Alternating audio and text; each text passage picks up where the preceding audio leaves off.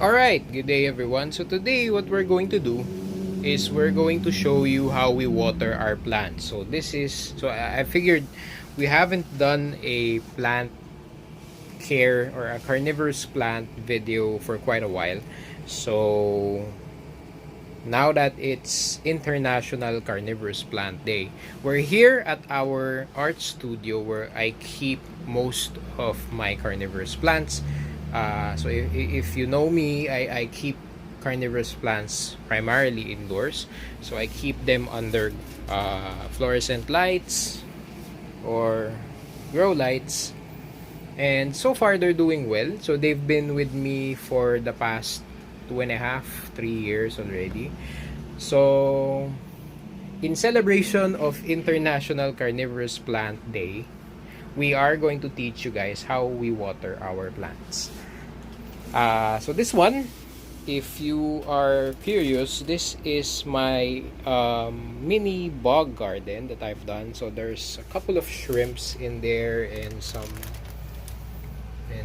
fishes as well. So it's been running for the past few months. It's self-watering basically. So I'll teach you guys how to make that one on another video. But for now, I'm going to show you how we water our plants. And one of the challenges here is because it's indoors, we keep it under. I mean, we keep it where we work. So basically, we have to keep the air conditioner on. So that's gonna affect the humidity of the environment, which most carnivorous plants need. So without further ado, we're gonna teach you how to water all of these plants, right? In terms of water, what we use is the runoff water from the air condition. So we collect so since we're using the air condition quite a lot, so what we do is we basically collect the water from the air condition, just like that one, and we use that to water all of our plants. So we use that to water our carnivorous plants. We used to water that using our normal house plants. So at least it's getting used. You know, it's free water, especially during the summer, wherein rainwater is really scarce, and also it's free. So yeah, so that's what we use to water our plants primarily. Okay, so the only thing that I use basically is a spray bottle, and I chose this big one so that I don't have to refill it every now and then. Of course, the downside with this is it's a bit too big and heavy, but I'm a big guy, so it's okay. But of course, choose a spray bottle that suits you. Also, we use one of these. So you can buy this cheap in Shopee or any online store. So basically, this is a water bottle that has a spout on the end. So this one makes watering a lot easier, especially if you want to target those tiny nooks and crannies on the plant. So later on, I'll also show you how we use this in our plants. So for the pitcher plants, both Nepenthes and if you have Sarracenia, I do the same method to water them. So I basically just spray the whole plant. So the whole plant, even the pitchers, the forming pitchers, everything has to be wet, especially the media where the plant sits on. So make sure that it's nice, and for sphagnum moss, it's easy to see if it's getting dry because the color changes. So if it's beginning to turn white, that means you're not watering it enough. So now in the Philippines, it's kind of like the onset of the annual summer, so the annual summer season, so it's really hot, it's really humid. But yeah, so that's how I water my nepenthes or pitcher plants. So then the same goes with my sarracenia. Although my sarracenia, I had to move it on our fire exit, but the same process goes. So you have to water the um, the substrate real well, and make sure that the plant gets ample watering. So I usually water my plants in the morning, so that the moisture retains on the plants more. And for these plants in particular, I mist them twice a day. So once in the morning and then once at night. Okay, so that's how we water our pitcher plants. Alright, so now for Venus flytrap. So this is a B52 Venus flytrap. We do the same thing as how we water our pitcher plant. So basically we spray the whole plant, even the traps, with water like that, and we also spray the media.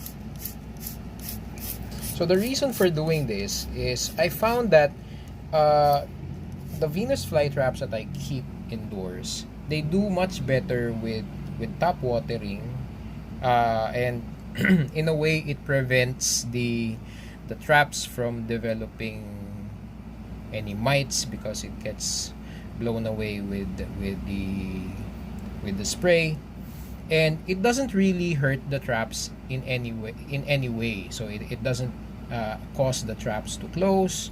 Also, it's not sitting on water all the time, so the traps tend to last longer. And as you can see, the media, even if it's wet now, after a few hours it's not gonna be that wet. So it's hydrated, but it's not going to develop mold. So this is what I found that's best when you're doing when you're watering Venus flytraps indoors. So I usually do this twice a day. So again, just like the pitcher plants, once in the morning and then once at night. So that's how we water our Venus flytraps.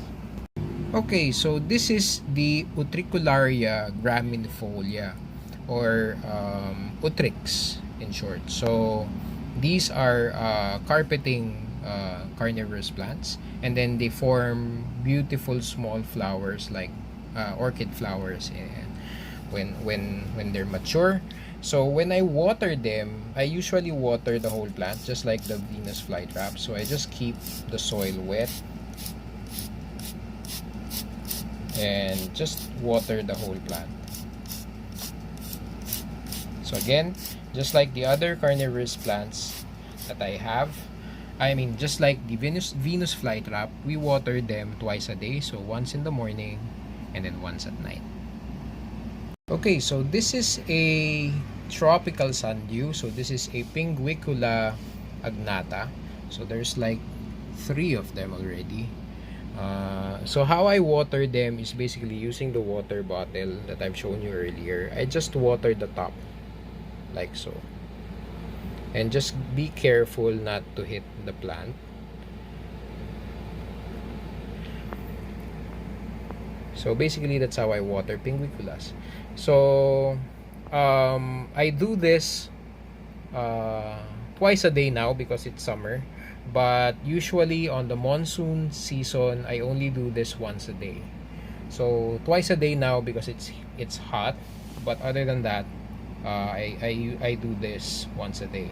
So if you notice, so far what we're doing is we're watering the plants from the top, and the reason for that is basically to what we found from our previous experience is that if you water from the top, the tendency is to wash the soil. So as you can see, a lot of that excess water is getting off from the plant, and at the same time you're hydrating the plant. So when you wash off the media, what happens is most of the total diluted solids, or TDS, gets off from the plant.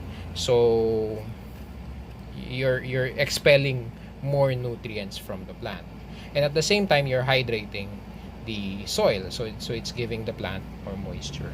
And we find that it's better to do that to all of the plants. It's just that you have to watch out when you water them.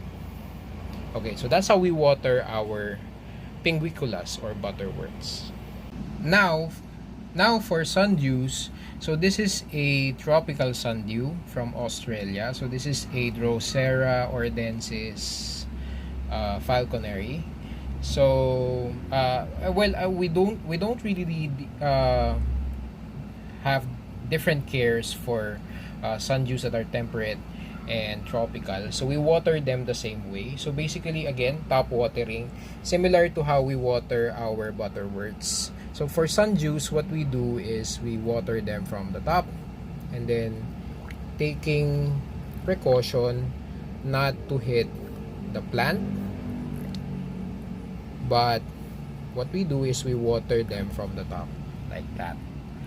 And again, just like the pinguiculas, usually we water them once a day. But for summer, since it's kind of hot, and we saw that the media dries up fairly quickly, so we tend to water them twice a day maximum.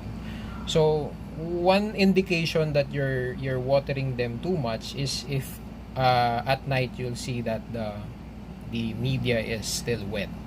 So if you find that the media is still wet in the evening, then you could skip the watering altogether.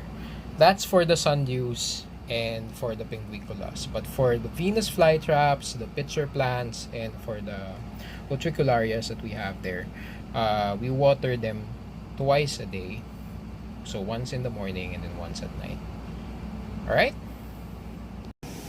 Okay, so that wraps up our quick video on how we do waterings on all our carnivorous plants. So I hope you've learned something from us, and if you have any questions, please don't hesitate to drop a comment down below.